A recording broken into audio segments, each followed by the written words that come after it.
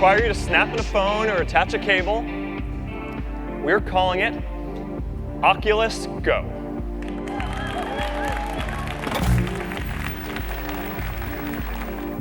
The Oculus Go plans to bridge the gap between phone VR and full PC VR, the major upgrades being the display, the comfort, the sound, and the control. But for $200, is the advantage really worth the price gap? The Oculus Go supports a 5.5-inch 2560 by 1440 OLED display. It has oriental position trackers, a microphone, speakers, 3.5mm audio jack, a micro USB, and one accelerometer track controller. I say controller lightly though, since it doesn't do perfect VR tracking, but instead only tracks the 3D rotation of a controller. You're not going to be blasting ninjas and slicing gladiators' heads off. You're going to be sitting back and enjoying the view, because your hand won't move! Much like the controllers of mobile VR, the Go's controller is used mostly for menu navigation. This is a huge disadvantage the Go has over true VR. The lack of ability to truly interact with the environment is a real drawback. But the developers on the Oculus Store have found a lot of clever ways to work around this, mostly thanks to mobile VR already being out for a couple years. The lack of motion extends to the headset itself. While you're able to look around just like high-end VR, you're unable to move your head even slightly in space. So most experiences are limited to you being seated or standing. No movement whatsoever. Now while this all might sound like a real drawback, it definitely has its advantages. I can easily scroll Reddit with my hand tucked nicely under my covers. I can play poker with both my hands in my pockets, or fight zombies with my hand hanging outside the bathtub. Still, I think we'd all prefer a headset that allows us to, move. Now, the upcoming Oculus Quest can do full motion, but I'll come back to that later. Most of the time you're going to spend with your Oculus Go is going to be in Netflix or YouTube or Amazon Prime. For watching any media on the go, you see what I did there? The Go has it down. The lightweight design and flexible headband means the Go isn't a nuisance when on your head. And since screens in VR have a limitless size, I will always choose watching a movie in VR than on my phone or a tablet. Being able to sit in bed, or on a train, or in the middle of the road and watch meme review on a 200-inch screen is glorious. Despite this, there are many people who already own a mobile HMD wondering why it's worth this thing even existing. They got a nice resolution phone, slap it in a $30 headset, and use basically the same OS, apps, and controller. Well, the obvious main problem with mobile VR is you got a phone on your face. The camera, the microphone, the speakers, the screen, the battery, the buttons, everything. It's all squeezed together right here.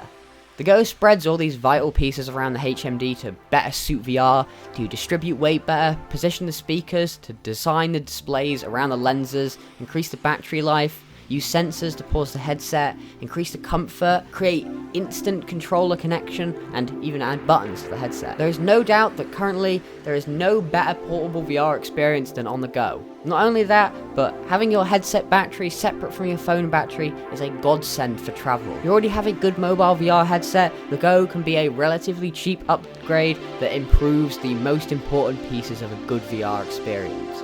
It's not a must-have, but it's definitely something worth keeping your eye on. Now, the quality of games on the Go are equal to phone VR. Don't expect any great journeys or fantastic vistas. There's a lot of roller coaster simulators and arcade games, but if you're not looking to spend any real money, games are just not important. The Oculus Go is to Oculus Rift what the iPhone is to the Apple Mac. The Oculus Go is the ultimate mobile VR. It can run games, but they're a bit trash, so you're mostly using it for YouTube and Instagram.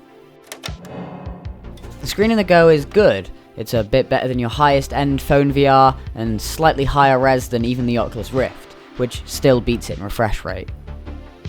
The only really bad thing about the screen is a strange box effect.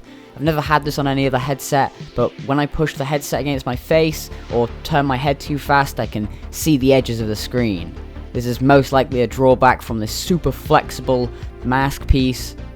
It's nothing that you'll notice every time, but definitely an immersion breaker. Sadly, the Oculus Go's battery can barely last us 3 hours with the brightness on its lowest. So without a micro USB connection, the Go isn't going to be keeping you entertained throughout a long flight or drive. The Go isn't a product for everyone. For me, the main use is watching YouTube in bed, and if I had a spouse who I watch TV with, I'd probably be better off just buying a TV. But if you travel a lot, or have a long commute where your hands are free, or you just want to improve your masturbation hour, the Oculus Go is perfect for you. Despite the lack of tracking, the Go has the highest end for watching any media in VR. But don't forget that in just a few months the Oculus Quest will come out, which allows for full body and controller motion. No cables, no computer. Okay, before you go, I've got some cool extra info you might want to know about this headset. The Go is a collaboration between Oculus and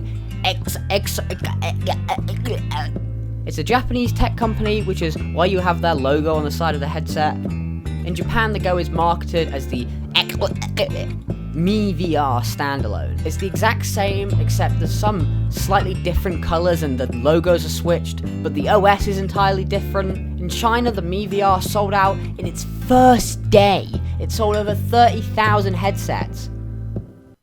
Alright, see you next week, everybody. If you like the video, like the video and do, if you enjoyed the video, don't forget to leave a like,